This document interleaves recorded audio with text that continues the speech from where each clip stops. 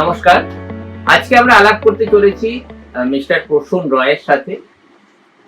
প্রসূন রয় দীর্ঘ ৩ বছর ধরে শ্বাসকষ্টজনিত সমস্যায় ভুগছিল।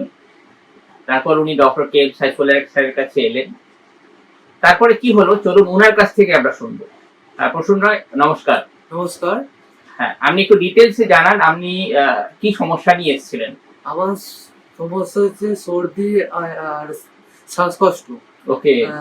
আমার এটার জন্য আমি অনেক ডাক্তার দেখেছি, অ্যালোপ্যাথি, হোমিওপ্যাথি, কিন্তু কোনো কাজ হয়নি, মানে সফল হয়নি। লাস্টে স্যারের কথা খবরে দেখে আমি মানে আপনার কাছে এলুম। আসার পর আগের থেকে আমি অনেক ভালো আছি, বেটার আছি, খুব সুস্থ আছি।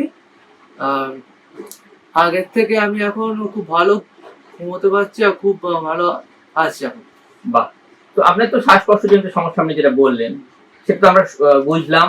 কষ্টটা কি হতো? শ্বাসকষ্ট হতো, তার সঙ্গে কি কষ্ট হতো? শ্বাসকষ্ট হতো, কাশি হতো, নাক দিয়ে কাঁচা জল বেরোতো, রাতে ঘুমোতে পারতাম না, বুক দিয়ে সাঁইসে আওয়াজ হতো।